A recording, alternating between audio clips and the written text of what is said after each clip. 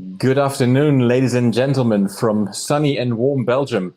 And I hope you had a nice weekend and enjoyed a bit of nice free time with friends and or family, of course, within the conditions that allow us to do so.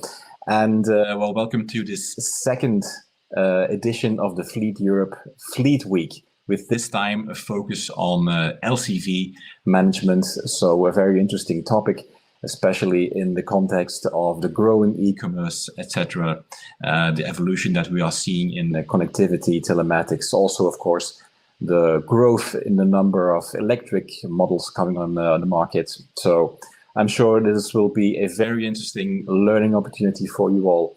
So during this week, 5 learning sessions or webinars, if you like, will come your way each day at 3 p.m.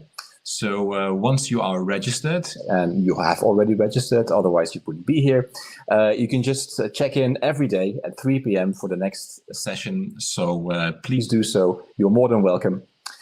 So today's session, of course, is about eLCV. Of course, before I start, let me give a warm welcome to our most appreciated sponsors, ALD Automotive, Fleet Logistics, Geotab, LeasePlan, Sixt, and of course our today's sponsor, Webfleet Solutions.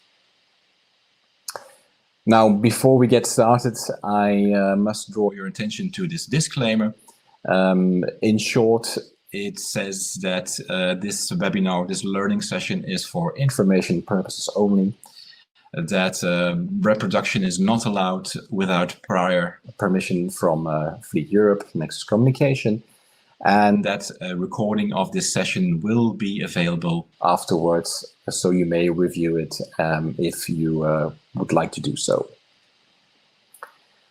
So today's session on eLCV will be together with Webfleet Solutions. So I have the honor of welcoming with us today Taco van der Leij, from Webfleet Solutions. After the introductory part, which I will be performing in a few minutes, so to speak, Taco will do his part of today's learning session, talking about eLCV and how telematics can, of course, be of a serious added value in this story, especially when we're talking about eLCV.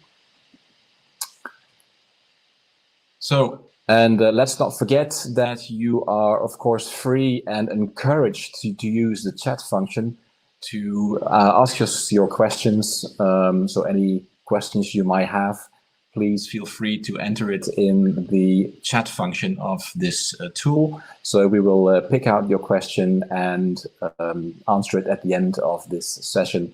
So that will be in about 35 minutes from now. All right, let's kick off. eLCV. So what I would like to show you today is how the market has evolved and where the innovation can be found today.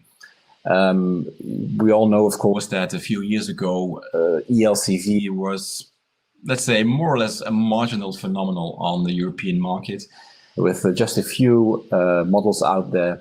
And as you will see in today's presentation, today the number of models is increasing, and well, we're talking about tens of different models already today, and there's more models to come in the upcoming months and years, of course. Also, of course, in terms of charging and connectivity, that used to be quite basic. Of course, today you will find a lot of interesting solutions, a lot more powerful charging and connectivity solutions than just a few years ago. Market context. What's going on in the market? Well, I believe we all know more or less what is going on. Of course, we have the regulation that pushes commercial fleets to go electric. Look at Amsterdam. Look at the city of Paris. They are banning ICE from 2030. UK will only allow BEV and PHEV sales from 2030 on. So there's a sense of urgency to go electric or maybe plug-in hybrids. That's also a solution that is out there today. Of course, there's the CHR aspect, carbon footprint reduction targets that most corporates are quite familiar with. There's the government incentive. So on the one hand, you have, let's say, the stick, and on the other side, there's the carrots. And in more and more European member states, also, of course, outside European member states, Switzerland, Norway, etc., there's let's say, a program to incentivize the sales of battery electric vehicles, making the TCO a lot more interesting on those markets.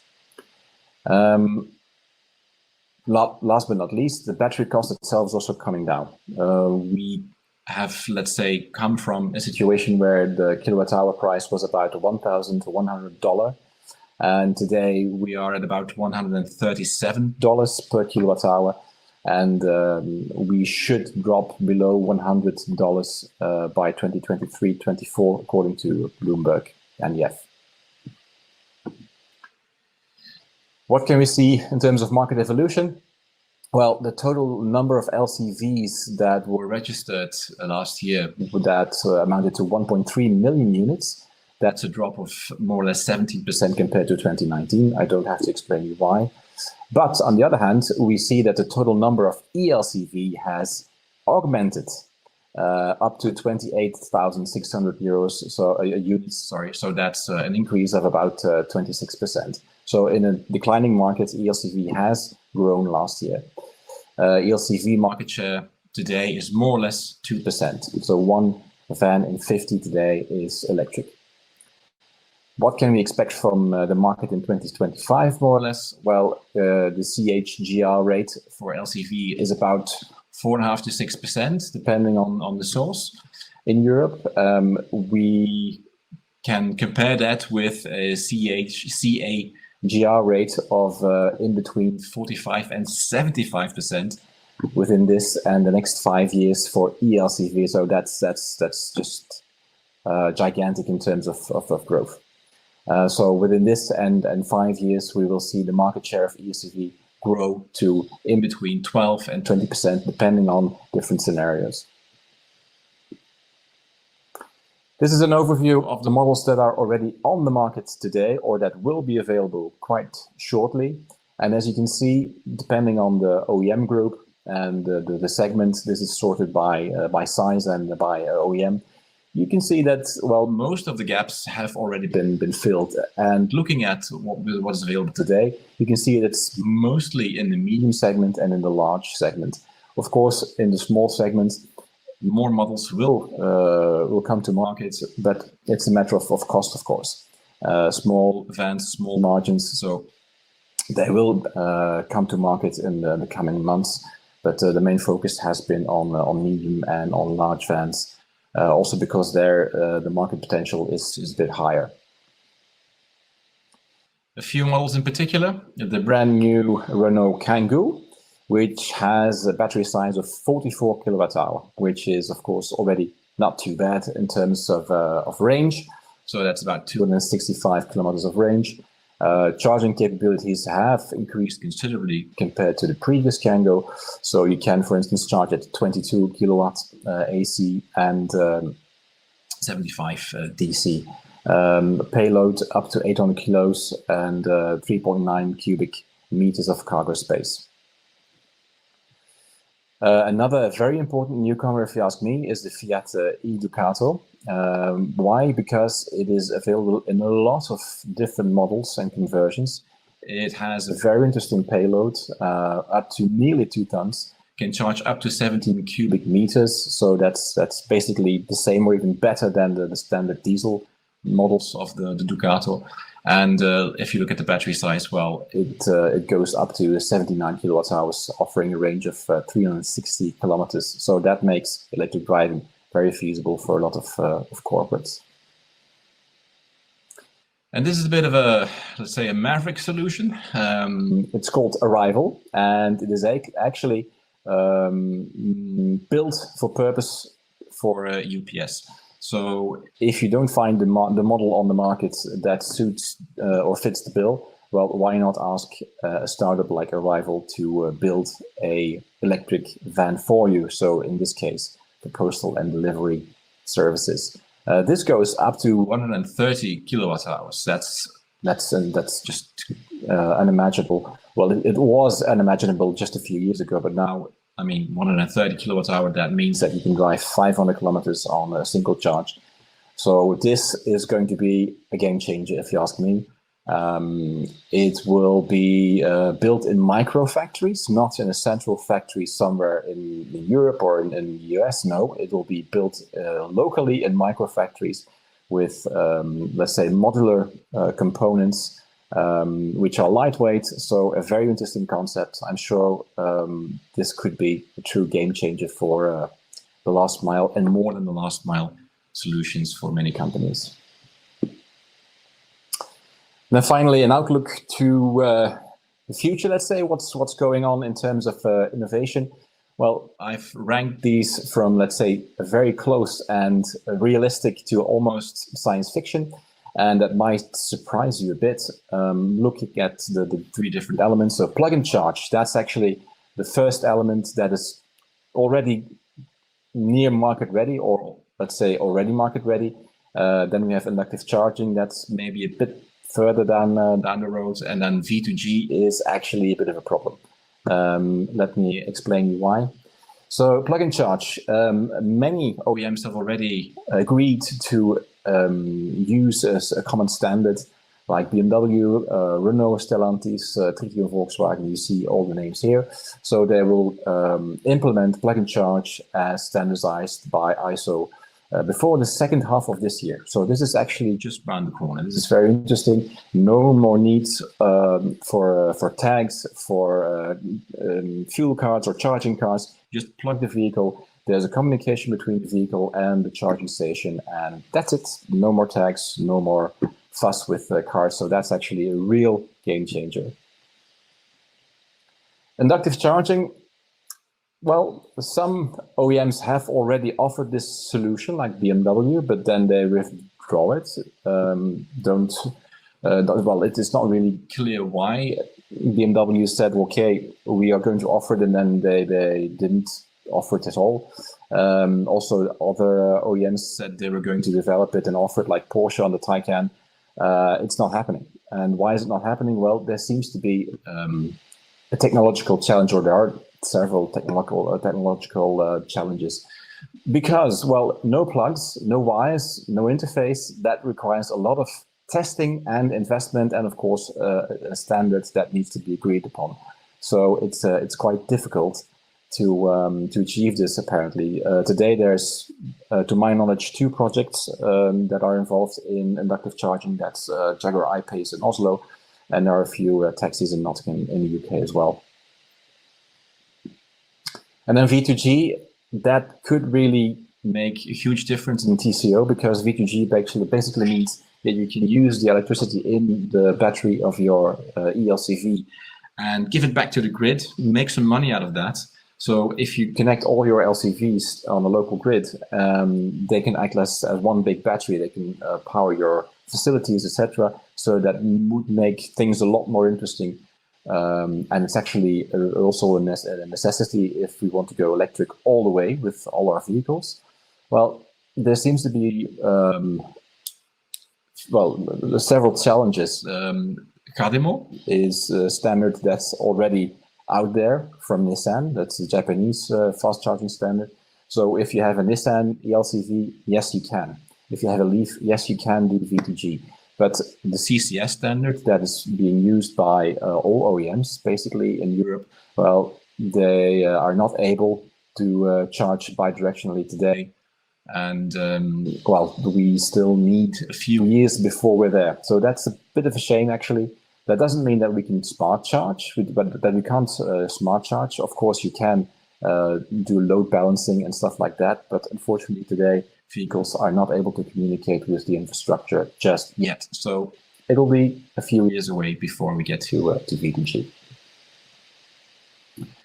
So that's my part of the presentation, and I would very much like to welcome Taco now to do his part of the presentation and explain how eLCV is becoming reality, where eLCVs can replace ICE vehicles, how data can help identify opportunities, challenges. There's lots you can do with data. Isn't that true, Taco? Yes, it is, Peter. And great to be here. Let me share my screen in the meantime, because I wasn't working yet. Okay. Screen. Good. So I hope you guys see me. No, that's indeed, I will be talking more about the telematics side of the business and what role is within making eLCVs actually happen in reality in 2021. So, and what you've seen already is all the different technologies, all the things are coming. And I think we've seen that now for coming years, but also we see particularly that it seems that now we're at a very important turning point, and step by step we see first fleets rolling out. Of course, I don't need to make a big reminder. Actually, we still part in a crisis that we're not completely out. I think most businesses are hurt by this. I see companies hurt, but also social life. What we also saw is that this boom particularly creates, or this change creates a new boom in e-commerce. And I think everybody don't actually need to name the numbers because we know that that's happening. And in Europe, particularly already last year, we saw a 30% increase in retail sales. And I think that trend is further going up. So what you see is there will be more traffic related to home deliveries, short home deliveries ongoing. Also, what we know is that there's actually going to be quite a big recovery fund. And combining that with EU's ambitions to cut CO2 emissions, I think we probably will have a bit of a guess where most of the funds, or many of the funds, will go to. And just to name some examples from the country where I live, in Spain. So they just decided to allocate 13 billion in EU funds towards more sustainable transport, particularly electric vehicles. They always will, again, I mean, they had it in the past, but they will bring in new programs to subsidize the sales. But they're also looking actually what they can do in building factories and creating the infrastructure. And they so far are, with the help, of course, of subsidies, SEAT, Iberdrola are looking into building Spain's first EV battery plant. I believe Volkswagen has the idea to build 5 battery plants in Europe, amongst one in Spain. And then also they're negotiating to make what they call an electric or decarbonization hub in Barcelona, actually coming out of closing one of the larger factories here to actually take this as an opportunity to turn that around. So, for example, discussing with Volta, the Swedish electric truck manufacturer, to also look into Barcelona as one of the options. I think the key point is here that always so far we've all seen some of the downsides of EV. One of the downsides is actually that it is still expensive. Come back on that later as well. But we see with all the investments coming, I think governments are trying to take away some of the initial barriers, but also what you see is with a lot of investments in R&D, battery cost will going down further as well. You already mentioned that, Dieter. And I think the overall expectation that within the next 2 or 3 years, actually the price of a electric vehicle should be almost equal to the price of a normal engine vehicle, so a normal powered vehicle. So basically what you see, and usually, let's say if you have a turnaround of every 5 years of your vehicles, I think on average it's a little bit longer, but within that range now already, you're going to see that you can actually start deciding on replacing vehicles by electric vehicles. Another point also mentioned by you, Dieter, is the decarbonization of cities, as I call it. And actually more and more cities are closing off. We also know that. You get to levels now where there will be cities that will say you need to be electric to enter. I think London, Amsterdam, also Barcelona, all those cities are looking into it. Paris, you see you have more and more closing, and you need to actually have a certain emission, low emission, to actually have the advantage of still be entering cities at all moments. Maybe the otherwise is that you get cities that say, okay, if you are not that, then you're only allowed to enter the city in these certain time zones. So you see this is happening, and I think it's not that actually I mean, the question if is already gone. I think it's not if we are going to move to EV. Of course, there's still some other options, but moving away from the classic power engine vehicles actually to EV powered engines. And the question is more, when are we ready? And maybe to address that question is, and this is a, let's say, a slice out of our eLCVs customer base, so from Telematics, and actually you see the number of maximum daily driving range for each of the vehicles. And you see typically there's a peak around 200, and this is really the annual maximum, and then it goes down. So actually for this peak, you would already have some vehicles available. What we now see, and also that was just addressed by Dieter, actually the number of vehicles, well, 2 or 3 years ago, actually was very limited, the number of vehicles that would actually have a reasonable driving range. We see now that that's increasingly going up. So up to, well, published nearly 400 kilometers. I think the practical driving range is usually a little bit lower, depending on where and how you drive. But I mean, the key point is that that's very strongly extended, and that's an important point. So now we thought, okay, let's review again, given that fact, and let's put the driving range at around 300 kilometers. What would be the overall possibility to move to EVs within our fleets of our customers?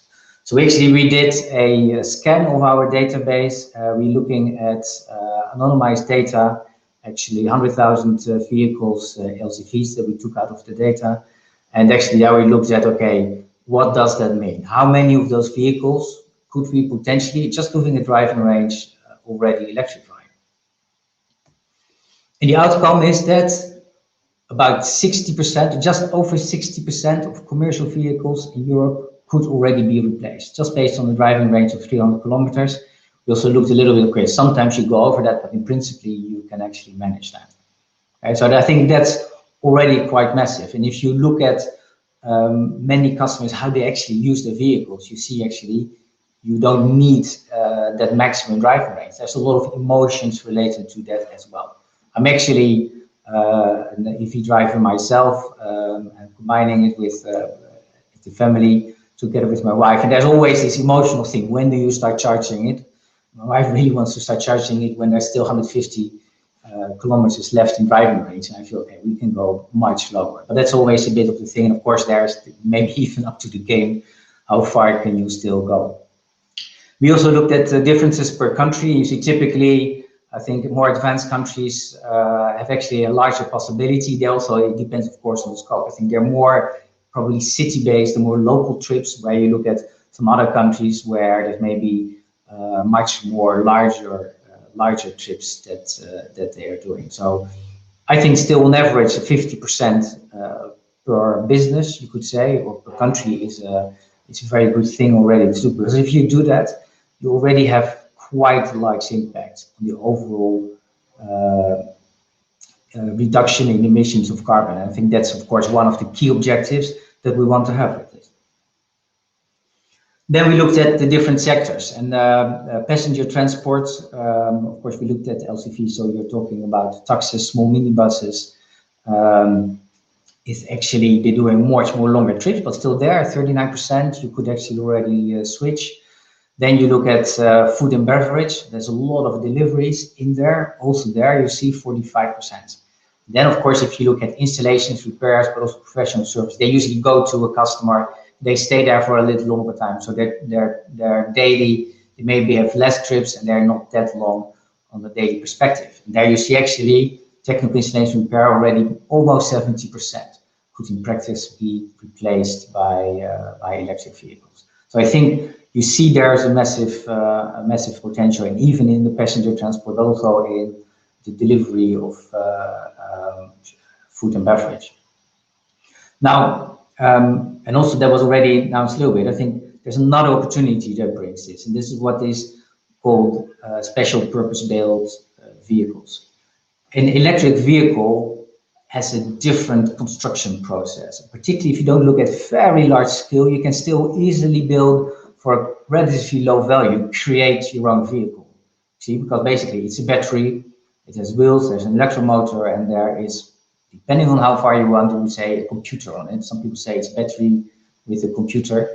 I think it allows you for much more possibilities to look into your business and actually think, no, but actually I've always been restricted by this, but now what I see actually I have this particular need, this particular load, this particular size. Now let's see if I can adapt it, and then also use that into my vehicle park. So you will see actually how vehicle parks will look like, will be different because of this new trend. And I think in multiple countries you see specialists that come up to build these particular purpose-built electric vehicles. And I think that's a really nice thing of the new trends that are coming. How to plan for it, and there are a few things to look at it. So first of all, of course, you want to have a look at your total cost of ownership. Then what you will see is actually that you need to change how you plan your fleet and how you operate your fleet. There's a key area there. And then also you need to work with your drivers, because it's not entirely the same. First thing is they will like it a lot, because how you drive an electric vehicle has a much more, call it, impactful feeling. It has a much direct impact, but of course there's also other things that you need to look at. Maybe just starting at the TCO. Of course, still electric vehicles are still more expensive. I think we need to be honest on that as well. I mentioned actually that it's expected that we'll get close to in 2 or 3 years to the same pricing as other vehicles, but that's not the case yet. So you need to look at a different financing structure. On the other hand, they're much cheaper. Actually, they have lower costs to use, up to 1/3 of a normal vehicle. So with that, I think you can create still a very nice and interesting business case. Also taking into account, do you need actually your own charging infrastructure? Which type of charging infrastructure would you then need in your business? You need to have one for every vehicle. Do you need to have one for your fleet, or have shared ones? This is typically also decisions that you need to start making.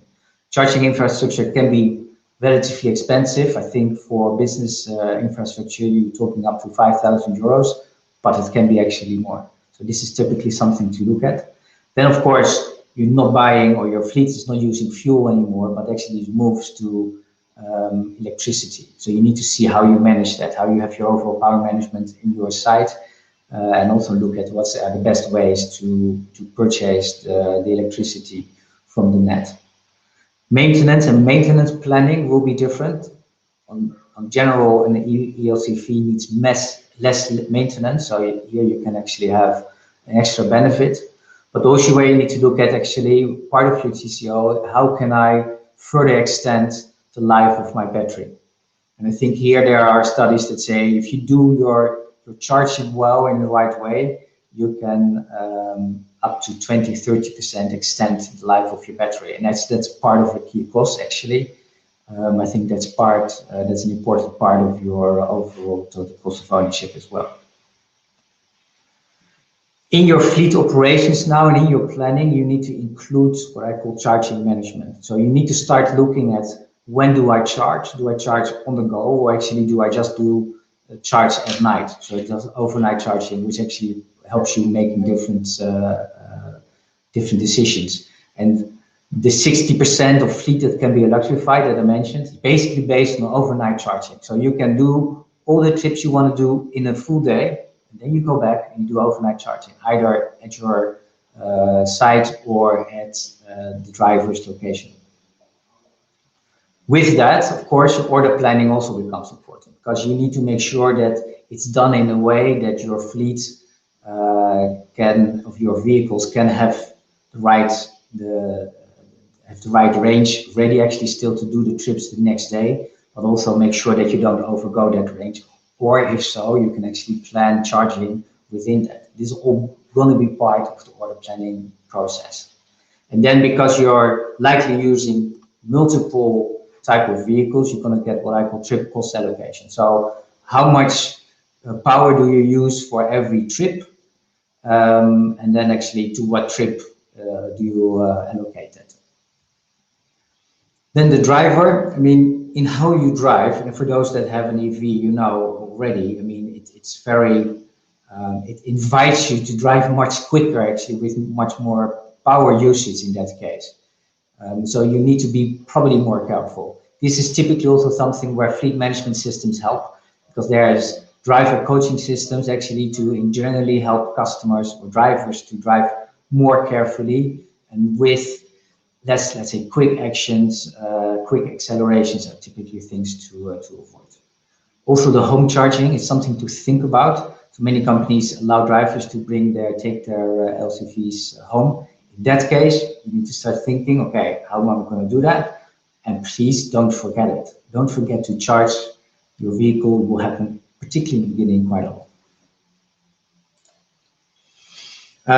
The drivers, I mean, I already mentioned that. Maybe some other things that they will not like, but also things to think about is the heating and the cooling of the cabin. Of course, that takes a lot of extra energy. How to drive, speeds and cruise control can help with that. But also how you brake to repower your battery. The tires have an impact, probably the most impact in the end, and it's not necessarily to your drivers, but it's the load on the vehicle. So also going back to your planning, how much load you plan and you need to have versus, of course, some vehicles that basically have the same load every day. So that has an impact in it itself as well.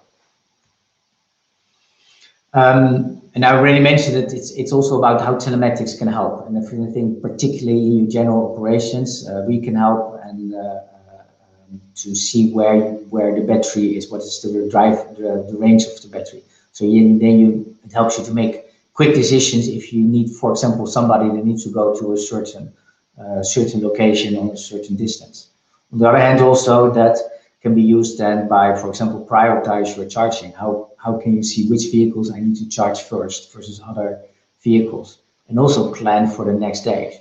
I think the important part is what I call alerts, and particularly have alerts in the case it's getting too low, and actually invite the drivers to, if they're at home, for example, don't forget to plug in their vehicle. So these are all daily things that likely people will need to get used to be able to run such an operation.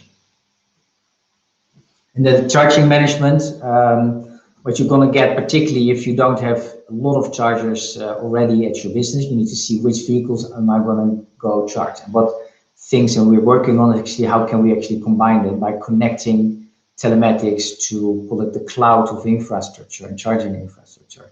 By doing that, already creating a much better way of planning that, but also finding ways together with the infrastructure builders to increase your battery life. So those things will come up, and I think will be more and more important as well. I think one thing I always say is if you look at any infrastructure, make sure these are potentially connected so that you have something that can be connected online and to any other cloud system as well. Then on the go, so we have the charging on the trips, and of course you need to know where are potential charging stations. And it sounds like obvious. In the route planning, I think that's also an important step to include potential charging points or moments, or particularly say go back to base, plan that during lunch break so that it is clear that the vehicles are never without enough range to do their next trip. And then already mentioned, particularly with fleet management, will help drivers to drive better, to drive more careful, and in a way that they optimize their charge consumption. Actually, almost in the same way, it's a little bit different, but almost in the same way that it's done for normal fuel-powered vehicles.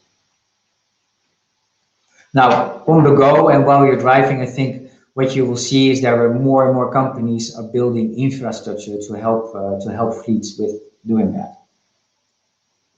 And Webfleet, now being part of the Bridgestone Group, also works with, for example, First Stop, which is some of the key retail chains from Bridgestone.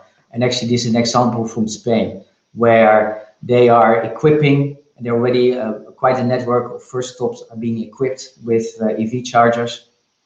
They set up a road assistance, particularly for EVs, with up to what they call micro-mobility service. So there's somebody gets into with actually a very fast charger close to your vehicle in the city or somewhere else in case you have problems with that.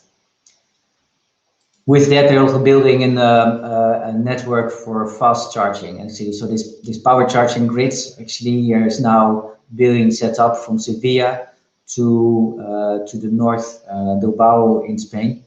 And actually by doing that, you create a corridor with certain steps where by with power chargers, you actually can still get with electric vehicle in a very relatively quick way from the north to south in Spain. So those things I think will also be further used and further built up in many of the countries that will help anyone with an electric fleet to plan also much better long distance trips. And this is just a little bit where things are going, and Dieter already mentioned some of them. So what you will be seeing and things tested being out is what I call electrified roads. So basically you will charge while you're driving on the road. It's a bit of the old tram, but the tram of course was on top, and now it's on the road and it's contactless. So that's, I think, a very interesting step going up. You will have things like pop-up pavement devices, so things that come out of the street, induction pads, to make it much easier and quicker to load. But of course, you also start thinking, and governments are thinking, where actually is electricity in the streets so that I can actually charge my vehicles? Well, most streets have lamp posts, and actually lamp posts are connected to the electric grid.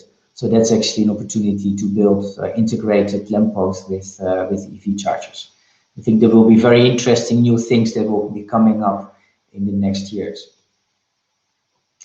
And again, I think what we are doing as a telematics company, we're using that data to learn, but I think it's also particularly for any of our customers to use the data that you have from your fleet, how you can plan. It's now, but it's also when you've moved to EV with your first vehicles, how can I do that?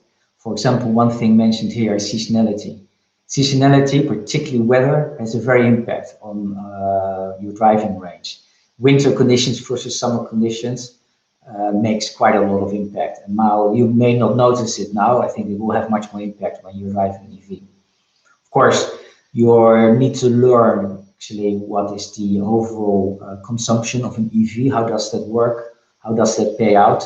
Then how do I optimize my routes and my charging schedules? But also, how do I mix actually the different fleets? And I think typically what you're gonna get, you will have, let's say if you have 50 vehicles, you start with one EV, or you start with 5 EVs, and step by step you start building up while you're learning.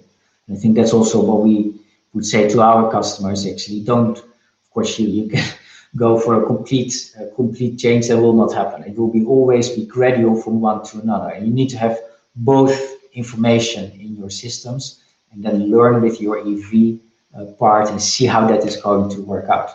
What we already have is what we call electrification report, basically built based on your current fleet behavior or vehicle behavior. We can actually identify from that actually how many vehicles you potentially could switch to electric based on your driving range, and then also actually identify which of those vehicles there are.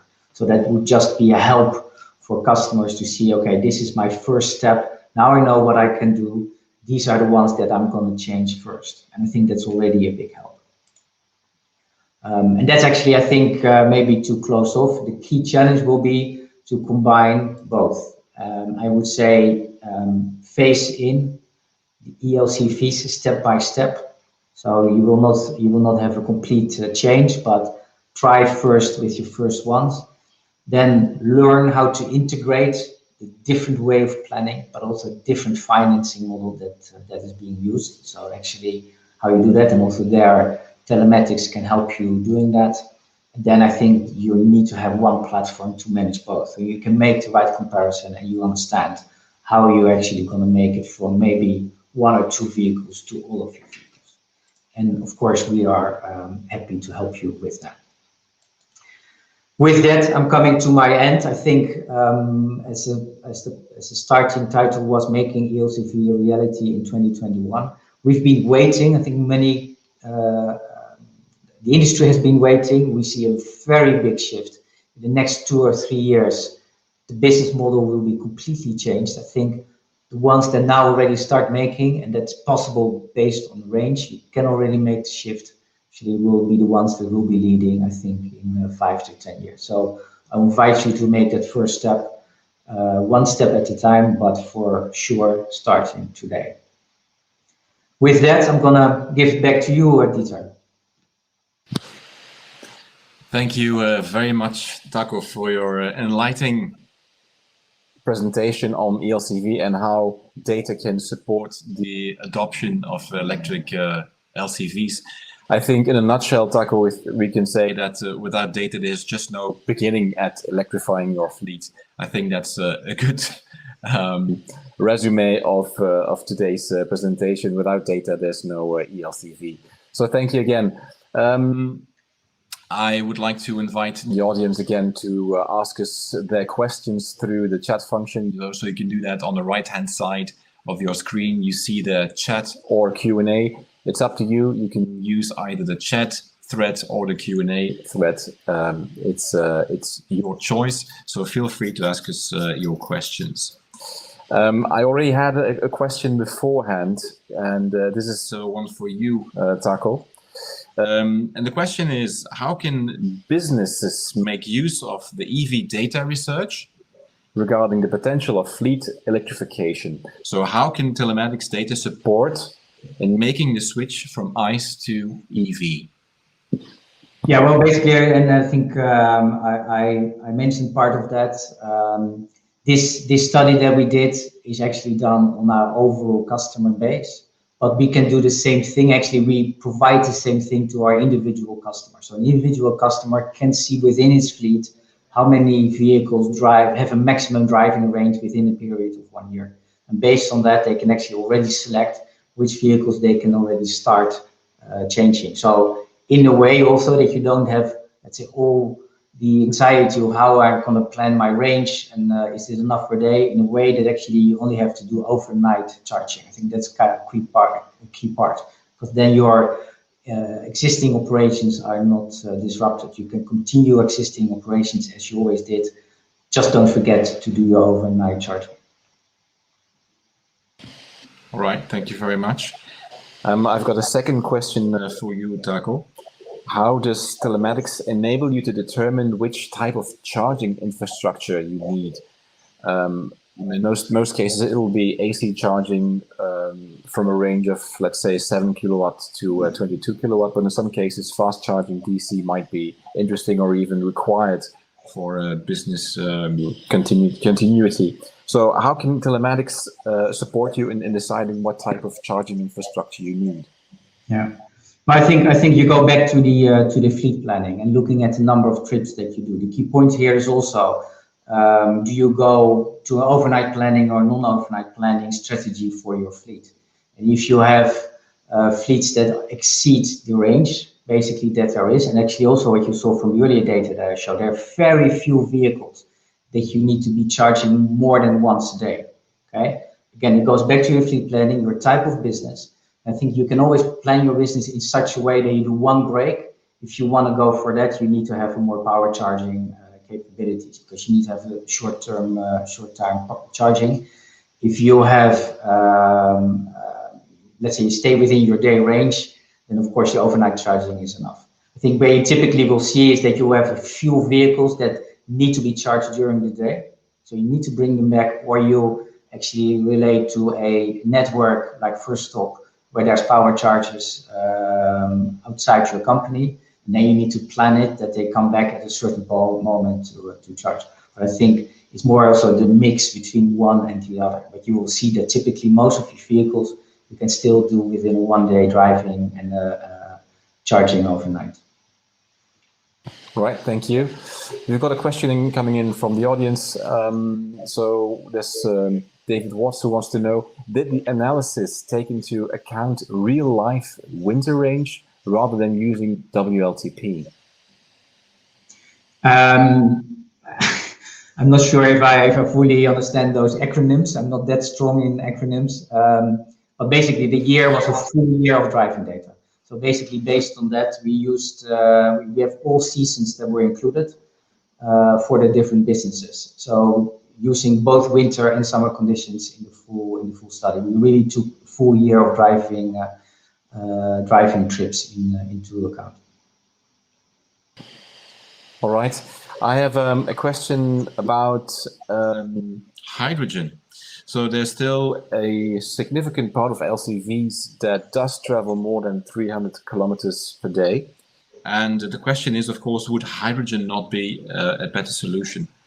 Maybe I can take this one, Taco. Yes. So hydrogen, of course, has the advantage of offering a better range, up to 500, 600, 700 kilometers, depending on. Today, the offer of hydrogen LCV is, let's say, non-existent. There are a few models in the pipeline. So Renault, for instance, is developing the Master and the Kangoo ZE with a hydrogen solution. And Stellantis has announced that they will also be launching later this year hydrogen versions of their mid-sized LCVs. So the Opel Vivaro, Peugeot Expert, and the Citroën Jumpy. This being said, they are actually offering a combination of hydrogen and plug-in battery vehicle. That makes it really interesting, because we all know that hydrogen, of course, is not plentiful in terms of refilling stations. So either you have to live nearby a hydrogen station or build one yourself, which is very expensive. Or, of course, you can make do with the two solutions at the same time.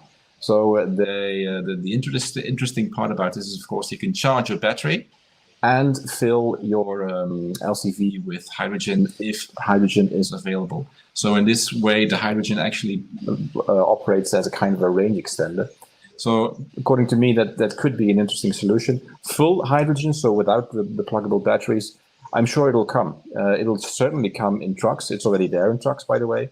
And it'll trickle down to LCV, I'm quite sure. So indeed, hydrogen could be a solution for long distance applications, given, of course, the fact that you have to take into account the infrastructure challenge, which is still there, and which is going to be a local matter. So Germany, for instance, UK are quite focusing on hydrogen. Other countries a bit less. So it'll be a very local phenomenon first, and maybe, who knows, in a few years time, we will see a larger development of a hydrogen filling structure in Europe.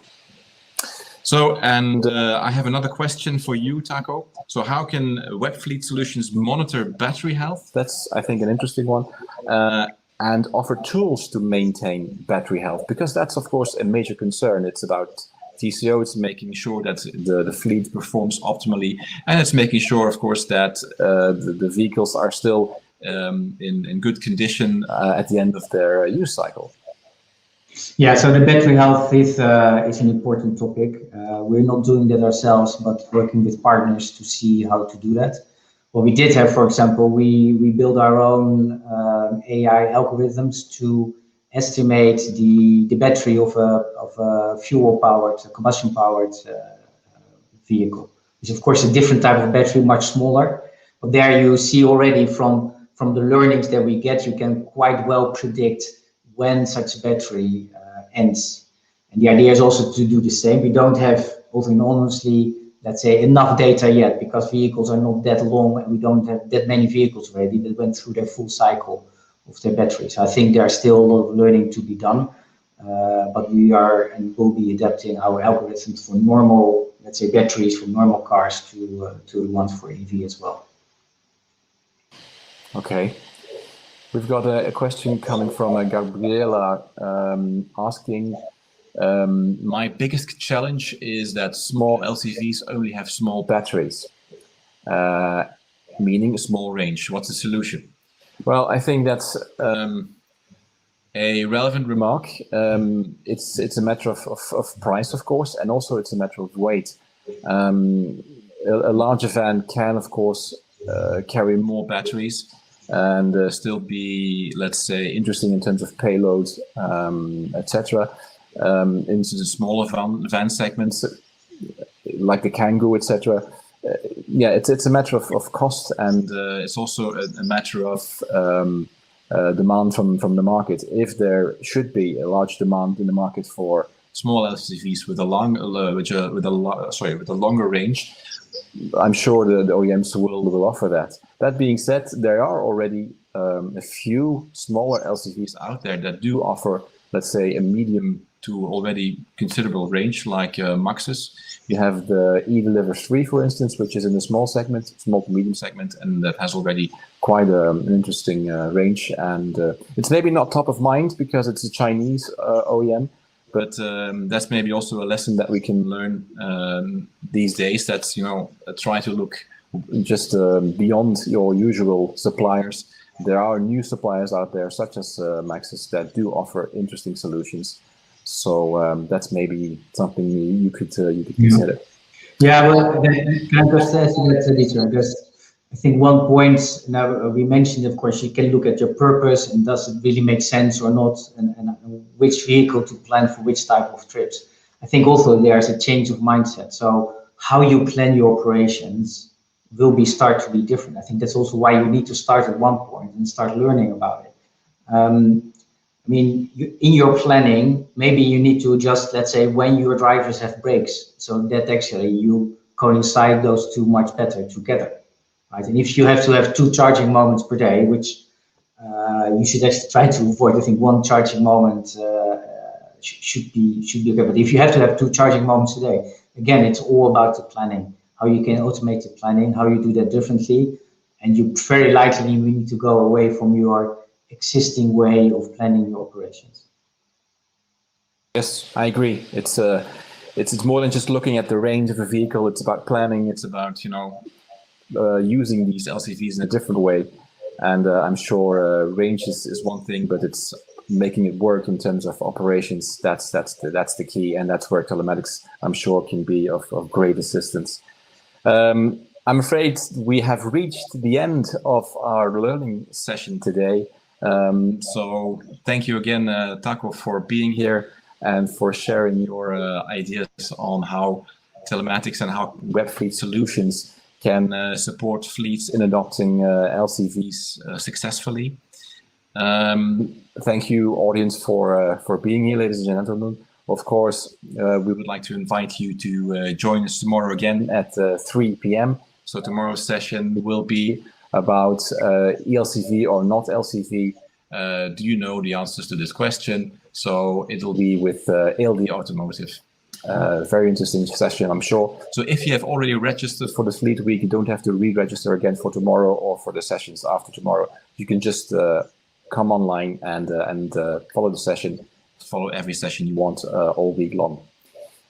Before you go, I would like to ask you to do us a favor and go to the event tab to the right side of your page and click on the survey button. And it would be interesting to let us know what you think of our Fleet Week, about the learning sessions, about the content, how we brought the content, etc. So please do us a favor and tell us what you think, so we can improve and learn from what we have done so far. So that's it from my side. So thank you again, Taco. Thank you, Webfleet Solutions. And thank you, ladies and gentlemen, for joining us today. And we do hope to see you again tomorrow or the day after tomorrow in one of the following sessions. That's it for me. Goodbye. Good afternoon. Bye.